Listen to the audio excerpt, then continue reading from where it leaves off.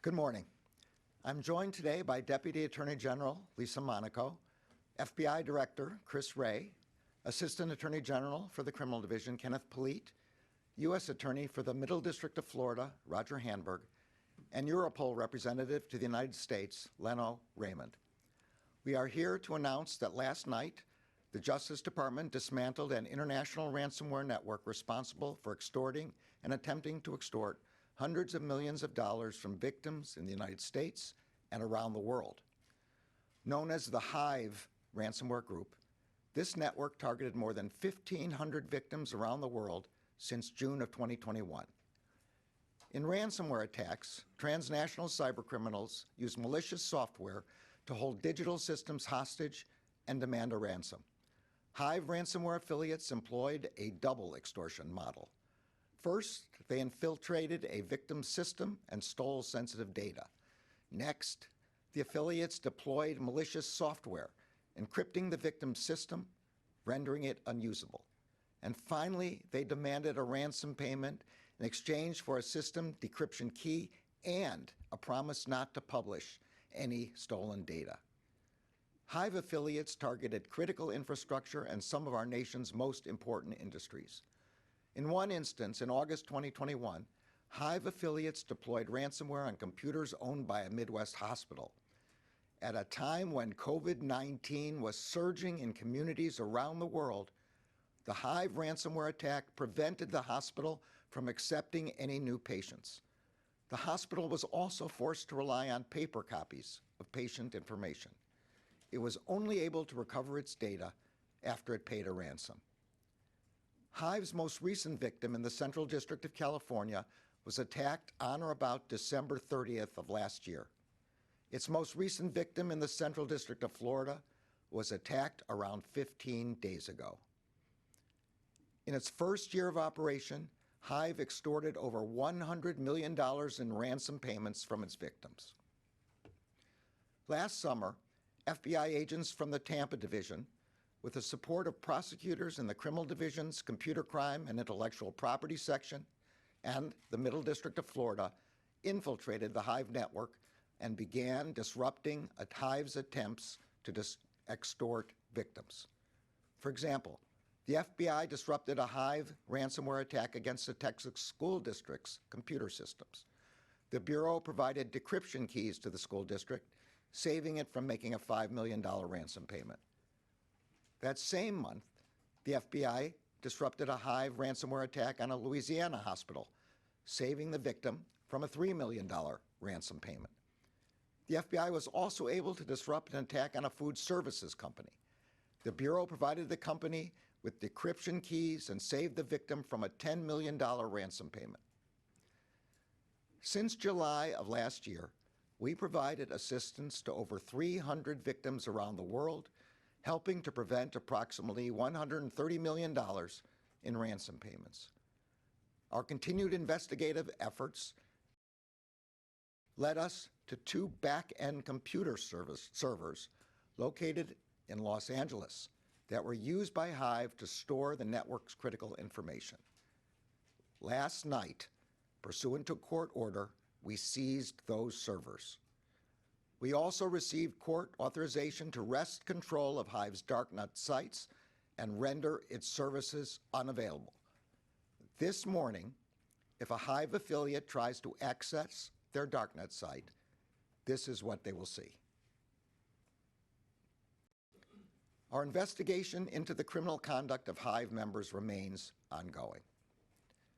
I want to thank all of the agents, prosecutors, and staff across the department for their work on this matter. I also want to thank the United States Secret Service, as well as all of our international partners, including Germany and the Netherlands, as well as our law enforcement partners at Europol. Cybercrime is a constantly evolving threat.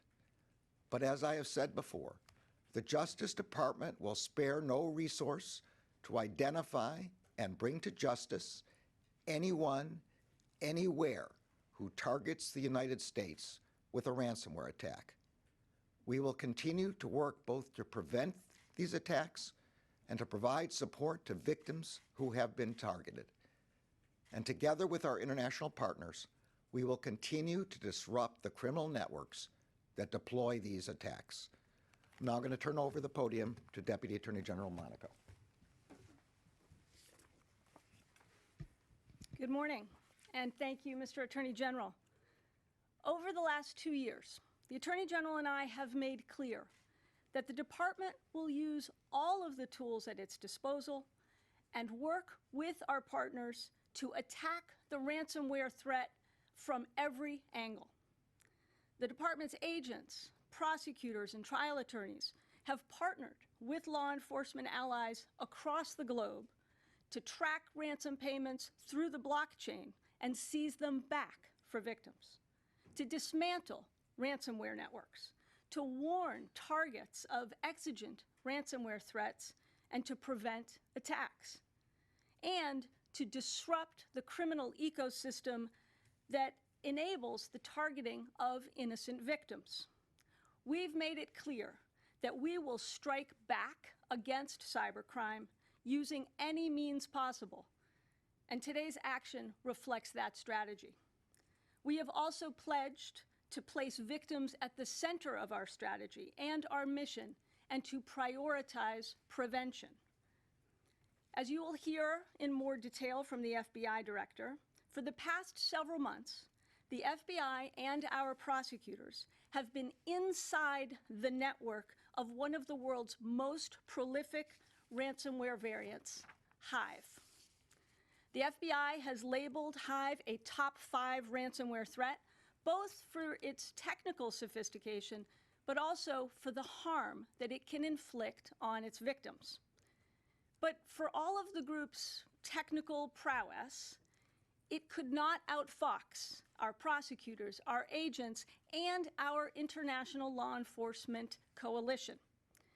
Unbeknownst to Hive, in a 21st century cyber stakeout, our investigative team lawfully infiltrated Hive's network and hid there for months, repeatedly swiping decryption keys and passing them on to victims to free them from ransomware. For months, we helped victims defeat their attackers and deprived the Hive network of extortion profits. Simply put, using lawful means, we hacked the hackers. We turned the tables on Hive, and we busted their business model, saving potential victims approximately $130 million in ransomware payments. Successful actions like the one we announced today require the creative use of civil and criminal authorities, and they require partnerships among law enforcement, to be sure, but also with victims. Our actions in this investigation should speak clearly to those victims. It pays to come forward and to work with us. We are all in this together. We need your help to stop cyber criminals, to prevent future victims, and in exchange, we pledge our tireless efforts to help you protect your systems and to prevent or recover losses. When a victim steps forward, it can make all the difference in recovering stolen funds or obtaining decryptor keys. So whether you own a small business or run a Fortune 500 company, whether you oversee a school district or manage a hospital, we can work with you to counter ransomware, to mitigate harm, to prevent loss, and to strike back at the bad guys. Although today's announcement marks an important success in the international fight against ransomware, we will not rest when it comes to Hive and its affiliates and other ransomware actors. If you target victims here in the United States, the Department of Justice will target you.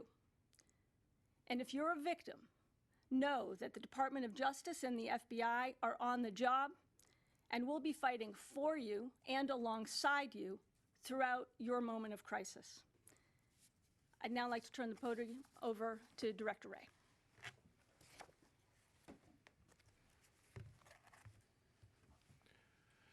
Well, I'm pleased to be here today to represent the FBI to speak about our year-and-a-half-long disruption campaign against the Hive ransomware group.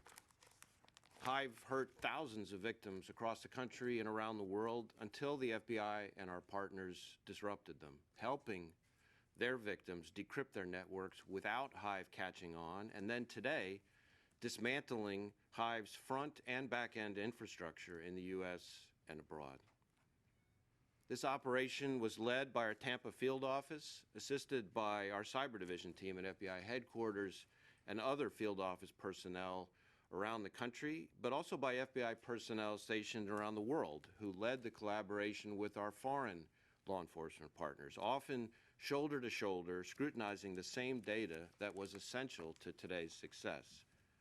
Especially the fine work of the German Reutlingen Police Headquarters, the German Federal Criminal Police, the Netherlands National High-Tech Crime Unit, and Europol. This coordinated disruption of Hive's networks illustrates the power of collaboration between the FBI and our international partners. The FBI's strategy to combat ransomware leverages both our law enforcement and intelligence authorities to go after the whole cybercrime ecosystem, the actors, the finances, their communications, their malware, and their supporting infrastructure. And since 2021, that is exactly how we've hit Hive ransomware. Last July, FBI Tampa gained clandestine, persistent access to Hive's control panel. And since then, for the past 7 months, we've been able to exploit that access to help victims while keeping Hive in the dark, using that access to identify Hive's victims and to offer over 1,300 victims around the world keys to decrypt their infected networks, preventing at least $130 million in ransom payments and cutting off the gas that's fueling Hive's fire. Our access to Hive's infrastructure was no accident or coincidence. Across our cyber program, we combine our technical expertise, our experience handling human sources, and our other investigative tradecraft to seek out technical indicators that victims can use to protect themselves.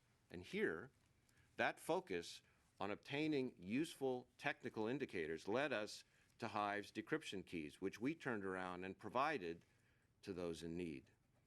Like when our investigative team identified the initial stages of an attack against a university, proactively notified the school and gave it the technical information that it needed to kick Hive off of its network before ransomware was deployed. Or in another instance, when an FBI case agent and computer scientist rushed to provide hands-on support to a local specialty clinic and helped the doctor, who also managed that clinic's IT security, identify his office's vulnerabilities and deploy his decryption key, because no victim is too small. We've also shared keys with many victims overseas through our foreign-based legal attaché offices, like when we gave a foreign hospital a decryptor they used to get their systems back up before negotiations even began, possibly saving lives. Now, as we move to the next phase of the investigation, we've worked with our European partners to seize the infrastructure used by these criminal actors, crippling Hive's ability to sting again. I'm also here today to thank those victims and private sector partners who worked with us and who helped make this operation possible by protecting its sensitivities, and to demonstrate that we can and we will act on the information that victims share with us. So today's lesson for businesses large and small, for hospitals and police departments, and really all the other many victims of ransomware is this: reach out to your local FBI field office today, introduce yourself so that you know who to call if you become the victim of a cyber attack. We are ready to help you build a crisis response plan so that when an intruder does come knocking, you'll be prepared. And like the Hive victims here, when you talk to us in advance, as so many others have, you will know how we operate quickly and quietly, giving you the assistance, the intelligence, and the technical information that you want and you need. Unfortunately, during these past 7 months, we found that only about 20% of Hive's victims reported potential issues to law enforcement. Here, fortunately, we were still able to identify and help many victims who didn't report. but that is not always the case. When victims report attacks to us, we can help them and others too. Today's announcement is only the beginning. We're going to continue gathering evidence, building out our map of Hive developers, administrators, and affiliates, and using that knowledge to drive arrests, seizures, and other operations, whether by the FBI or our other partners here and abroad. Now, while this is, yes, a fight to protect our country, our citizens, and our national security, make no mistake, the fight for cybersecurity spans the globe. But the FBI's presence and partnerships do as well. So a reminder to cyber criminals, no matter where you are and no matter how much you contort and try to twist and turn to cover your tracks, your infrastructure, your criminal associates, your money, and your liberty are at risk, and there will be consequences. Thank you. All right, we'll take a couple questions. Sarah, thanks for doing this. I have Hi. two questions to two separate topics. On the topic of this press conference, can you talk a little bit more about how you infiltrated Hive, how you stayed under the radar for so long, and then just a little bit more about how big this organization was, how it's people around the globe, and what are the chances of apprehending somebody from this group given the international cooperation and law enforcement? And then on my non-Hive question, I wanted to know, in light of the revelations of former president, a current president, and a former vice president having classified documents, is the Justice Department urging other former White House officials or high-ranking intelligence officials to go back protectively to review their own files just out of precaution to see if they may accidentally have retained any material? So I'm not going to be able to talk about the latter question. On the former question, I'll give a start, and then I'll turn it over to the director.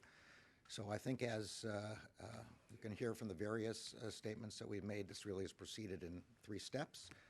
We begin with cooperation from private sector victims, which is essential for us to succeed. Then we use court-authorized access to electronic systems, search warrants, court orders to get into the system. This is not exactly hiding in plain sight. This is just hiding. And we hide and we watch as they proceed with their attacks. And we discover the keys and we deliver the keys to the victims so that they can encrypt their systems and not have to pay the ransomware. And then finally, and this is what happened last night, we take down the infrastructure. We take down the servers that power Hive's ability to go ahead. We can only do that once we locate where the servers are, and that's what we were able to do just very, very recently and resolve the matter last night. I'm going to turn it over to Chris. So I don't think I can give you numbers on the size, but I would say a couple things. Obviously, you can look at the sheer number of victims around the world and around the country, the diversity of victims, both big businesses and small, the number of foreign partners involved. The thing to understand about ransomware variants and networks like Hive is you've got the developers who create the malware and the administrators, which sounds benign, but is actually, I think, almost like the hub of the variant. And then you got all the affiliates.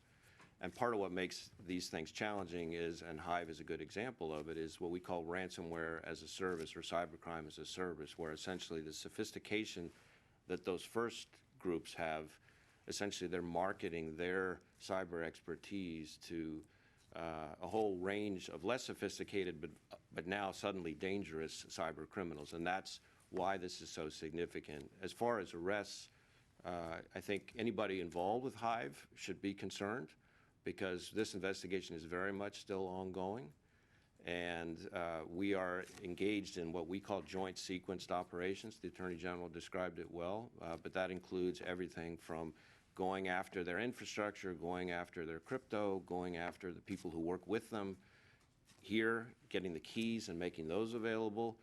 But it also includes hunting people down with our partners around the world. And sometimes those people may face a U.S. criminal justice system, but sometimes they may face charges with all of our many partners who are increasingly lashed up with us. Chris. Thank you for doing this. A question on Hive and then an off-topic question for you, Mr. Attorney General.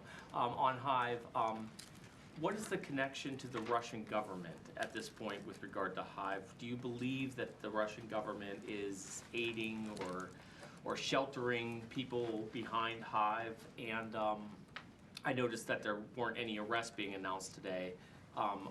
Do you anticipate that you will be announcing arrests with regard to that? Then I have the off-topic question. Yeah, so I think unfortunately on that topic, we're in the middle of an ongoing investigation, so I don't think we're going to be able to discuss any of the particulars of the question that you asked. I'm a little afraid that's going to be the answer to your second question as well, but go ahead. I just wanted to ask you, with regard to the Trump and Biden special counsels, are you considering an effort to coordinate the work of these two special counsels, such as maybe their timeline or their final reports, so the public can have somewhat of an apples-to-apples comparison at the end of this? Or do you view that as interference in the special counsel's work? Well, I don't want to talk about the particulars of investigations, and particularly not a special counsel investigation. I'd say as a general matter, the people we choose for special counsel are experienced prosecutors with experience in the Justice Department. They know how the Justice Department works. They know what the department's practices are. And I'm fully confident that they will resolve these matters one way or the other in the highest traditions of the department. Ken? For Director Wray, could you talk a little bit about how unusual this sort of operation is? Has the FBI ever before penetrated a ransomware network to this extent where it's able to provide the keys? And then a second off topic, as somebody who deals with classified information every day, without asking you to comment on any pending matter, are you concerned that the system for accounting for classified information in the executive branch may be broken?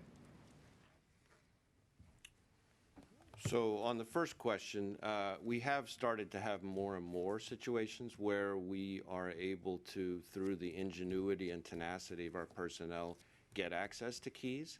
I'm not sure we've had one that's been quite the scale in terms of the sheer number of keys we've been able to get access to and the sheer number of victims we've been able to help over this period of time. We did have the Kaseya case not that long ago where there were keys that we were able to get access to. The other part of what happened here today, we've also started to do more often, which is this dismantling of the cyber criminals' infrastructure.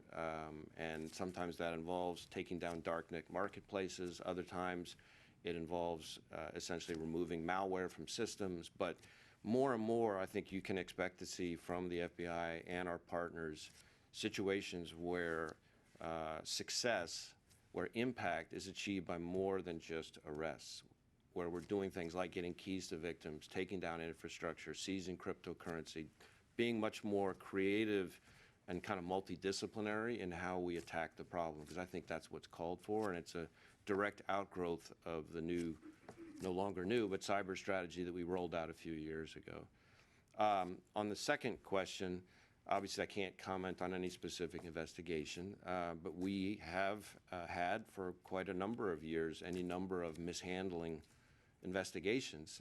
That is, unfortunately, a regular part of our counterintelligence divisions and counterintelligence programs work. And people need to be conscious of the rules regarding classified information and appropriate handling of it. Those rules are there for a reason. Thank you all. Thank you.